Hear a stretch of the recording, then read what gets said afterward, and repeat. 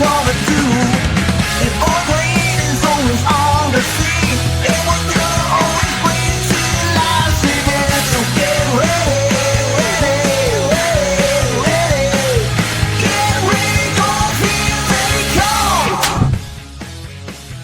All right, welcome aboard, everybody. Time to talk Buffalo Bills football. We are exactly a week away from the NFL draft in the lovely Steel City of Pittsburgh, Pennsylvania. Boy Green himself will be there, foot soldier, and we will have all kinds of coverage leading up to the draft, after the draft, during the draft. We'll give you the full Monty, as they say. We are presented today by our friends at Northeast Roofing Professionals. And today's video brought to you by our friends at Bayberry Automotive, integrity and everything. Our friends at Bayberry, heading over there probably next week, Boy Green, to get the old snow tires off and the regular tires on. Here we go. It's time. April 16th? Yeah, Hasn't it been time? They always do it late, but it is what it is. It is what it is. I get to it when I get to it. So anyway, let's talk Bills football. And we bring in our Bills insider from Cover One. Let's welcome in the one, the only, Anthony Prohaska. What's up, Anthony? How are you? I'm good. How are you? And Western New York, Central New York, it's kind of never too late to get the snow totally tires agree with you, off. Anthony. Like, it's That last one. No, I know the weather's turning. Had him in May. We've had them. Like, the weather's turning now, and it's spring is in the air, and the draft is here, and there's NHL playoffs and NBA playoffs. But if you told me it would snow next week, I wouldn't doubt it. And you wouldn't be shocked if you looked at the temperatures. I'm pulling up my 14-day forecast right now just to alert Boy Green to what's coming. He's not particularly weather savvy. I've always been the weather savvy half of this. Boy Green will be Saturday night, 37 degrees after reaching 81 during the day. Think about that for a minute. That is Central New York in a nutshell. It will be 81 by day, 37 by night. That is a 44-degree swing. 44, the number of Syracuse. And then, by the way, lows of 30 and 26 on Sunday and Monday. So, sheesh. Maybe next week is exactly the right time for me to even be considering getting my snow tires off the car. All right, enough of the weather. Let's talk Buffalo Bills football. Anthony, a week away from the draft. What's the vibe in Buffalo? How are Buffalonians feeling about the draft? Are they ready for the draft? And is there great anticipation considering that the Bills don't have a ton of picks in the early rounds? I do think there is anticipation, but it's more of just kind of wondering how it's going to shake out. Like, I think if most Bills fans had their druthers, KC Concepcion would probably be the pick at 26. Like, if he falls, I think there's a lot of fans that want to trade back, but I think there's a good chunk that if Concepcion is there, you take Concepcion. But there's so much of, a defensive end or edge or interior defensive lineman, linebacker, receiver. Like, when do you take a corner? Do you trade back? Like, how many day 2 picks do you want? Should you pick at 26? What if so-and-so falls? And like positional value conversations for like, do you take Hayden McDonald at 26 and yada, yada. So I do think there's anticipation. And again, I think a lot of it ties to, just the new direction the team is going in. And this being more of Brandon Beane's team and Sean McDermott being gone. And there's the underlying, do archetypes change? Do decisions change? How much of the previous stuff really was McDermott? How much of it was Beane? Do we see similarities? Do we see, the movement off the path? Does it seem forced? Does it seem natural? There's a lot of underlying storylines and narratives. And then again, at the core of it is just excitement for some new players to come in because the Bills could use some reinforcements and some cost-effective talent. All right, Anthony, I want to go every time I smile. The smile is so, it seems like plotting and malicious. I'm just bracing myself. That hurts because brace yourself, Anthony. Brace yourself. I felt like we've gotten a lot closer together, and I just want to thank you for welcoming me on to Disguise coverage when you had my guy Russell Brown here, and I jumped into the comment section. I just said, hey, quick question, boys. With the Buffalo Sabres going from worst to first, winning the division, does that mean I should buy my Jets 2026 AFC East Championship gear? I'll hang up and listen. Thanks for inviting me on the show. It was great. Russell Brown's a good friend of mine. That's great. Thank you so much for having me on there, Anthony. That was great. You're welcome. And I 1,000% knew that you would bring this up in some way, shape, or form. I should have anticipated a straight up screenshot. But yeah, Yeah, I I want to appreciate give it. some love to Disguise Coverage, your wonderful show on the Yeah. Cover One YouTube channel. Yeah. Thank you so much. I appreciate you. Yeah, it was nice to see you stop by. This was a fair question. You know, teams go from worst to first all the time, and the Sabres looked super lost. They were in the bottom of the Yeah. Eastern Conference in the fall, and then went on a run in December and ended up winning the Atlantic, essentially the 2 seed in the Eastern Conference, which is pretty cool. So who knows? Yeah, maybe Gino and Aaron Glenn, and Okay, cool. if you guys don't screw up the number So 2 yes pick. is the answer to this question. Because like again, if I'm just looking at the screenshot in time, it looks like you're wiping away tears. Like, ah, man, he's right. And then Russell just sort of has a solid, like smile going on there. Like, yeah, I sort of like the cut of this guy's jib. That's sort of what I'm grabbing for the screenshot here. Yeah. Yeah, I think it's more of like a smirk of like, no shot at that happening. And I'm kind of wiping away tears of like anticipated despair. I You. see. Because I'm an empathetic person. So I just Oh, kind of that's beautiful. like, oh man, the sadness Paul is probably gonna feel. But hey, you never know. I mean, I don't think it's the same situation, but the Patriots went to the Super Bowl, and there were a lot of people that thought the Patriots would be in the basement of the AFC East. I thought they'd finish second, so I wasn't too far off. But hey, you get a right draft and things click. You get hot at the right moment. Maybe Geno taps into a bit of his Seattle self, and who knows? Maybe you push for the playoffs, and once you get there, anything can happen. So by the way, I was liking Russell's vibe there. It's very much like kind of the Survivor vibe I have going on. Yeah, you saw the mood ambient there. lighting in the Yeah, let me bring that background. back up. Yeah, Compliments yeah, from the that's Manchild on his ambient background there. Yeah, yeah, I thought the same thing when I tuned in. Normally I have Russell on my show in the morning because I'm a morning guy. I actually have him. What is he? It is the Wednesday, the day before the draft. So 22, when we're doing our amazing giveaway here on the channel, he's joining me on Boy Green Daily. And I don't know if the vibes will be the same at 7:30, his nightclub atmosphere. But yeah, it is very nice. There's a good mood set there. He's got a bunch of like the light changes colors, and every time we start, he's like, "Should I leave the purple?" And he rotates through all the colors, and I'm like, "No, the purple's good. Leave the purple." So yeah, it's funny that you've mentioned. It's good to get some color options, so that's very nice. So good it's a lot. There's like a teal, there's a real blue, there's more of like a yellow, there's a red that just looks like menacing and evil. I think a green, but I like the purple, and so he's. But did he start on the purple when you guys like before the show? Yes, because previously we've decided like I'm a proponent of the purple. I'm like, I think the purple looks good. Let it rock, let it ride. Okay, because blue and red together is purple. That's why you did it for the Bills. Oh, you know what? I don't think he did, but let's pretend that he did because that's a nice little nugget there. Look at Boy Green doing some color action. You don't know what you're going to get on this show. It's pretty interesting. So there you go. Some excellent vibes happening there on the program. Anthony, you just mentioned it, right? The Patriots ended up winning the division. So there's good and bad with that, right? So like obviously it's bad because like Bills, I'm sure would have preferred to keep winning the division all these years in a row. But also you get an alternate schedule, which we'll do on a future show in May when the schedule comes out second week of May. By the way, shout out to Sal Capaccio and Matt Bove, who do the NFL schedule show with Mike North. I watched that whole thing. It was like an hour and a half. Oh my God, I'm such a schedule nerd. But the second place schedule for Buffalo, do you guys, this is a sort of off beaten path, non-draft question, but do you like that you're not going to have to play the first place schedule? Because in theory, that should be better. In theory, yeah. I don't start diving into like schedule metrics, even though it's not really a thing, like until the draft is done. But their schedule's tough. Like I know they're getting second place teams, but I mean, even just to kind of give it an example, like they have to play Baltimore, like because Baltimore didn't win the AFC North because Pittsburgh won the AFC North, like in that how that wonky game ended up laying out. But I don't, that was kind of like the one thing where I was like, oh, you know what? Like, kind of take a silver lining here. But no, not really. I mean, if we're going through it, not to get too out in front of our skis here.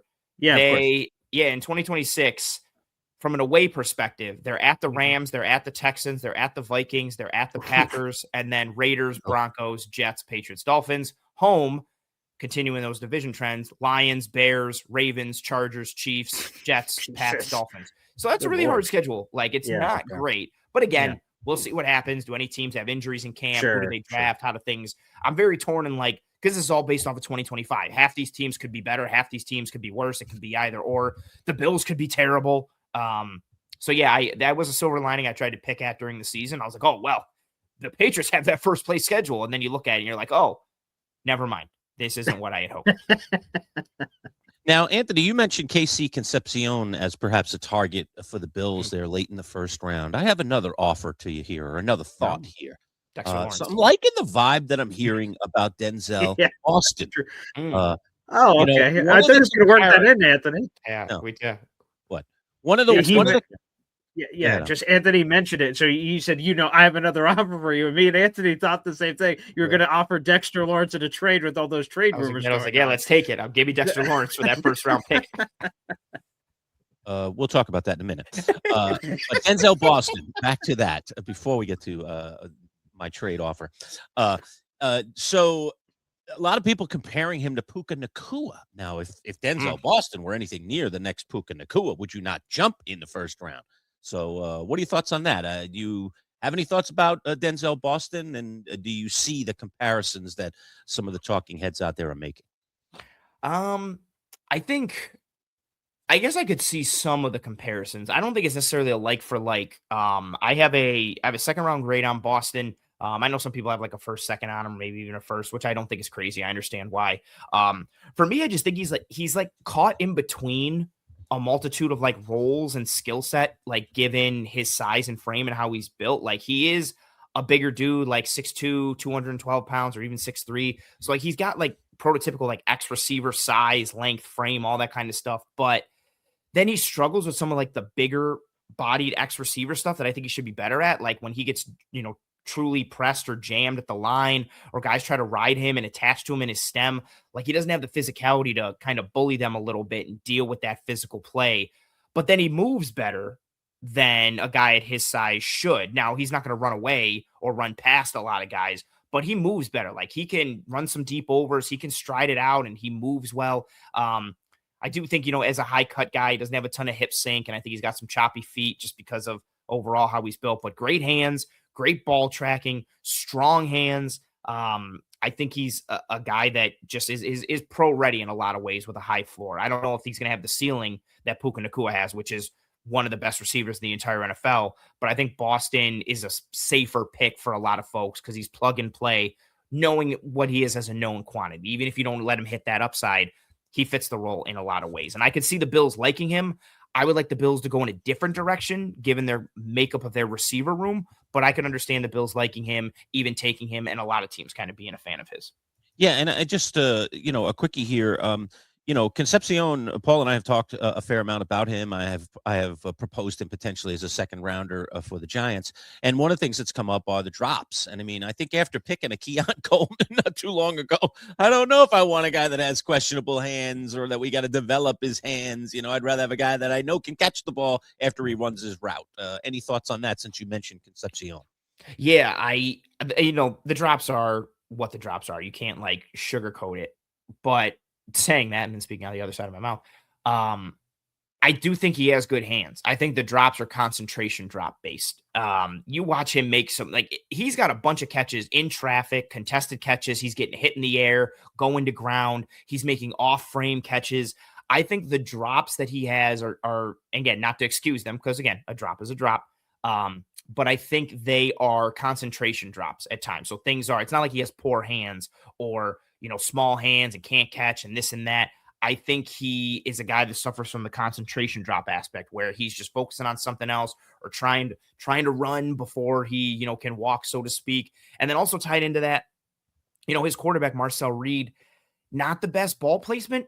And so I think he also gets dinged for some drops that maybe aren't necessarily the best throw or plays where he's set up for success. So again, you can't get rid of the drops as a stat. And I understand it's 7 in 2025, 7 in 2024, 5 in 2023. And if you go to the previous seasons, he wasn't playing with Marcel Reed all those years. So again, you can kind of play devil's advocate and throw that excuse out the window. But I don't think the drops are as worrisome as the numbers do indicate. I think it's something that can be remedied and mitigated a bit.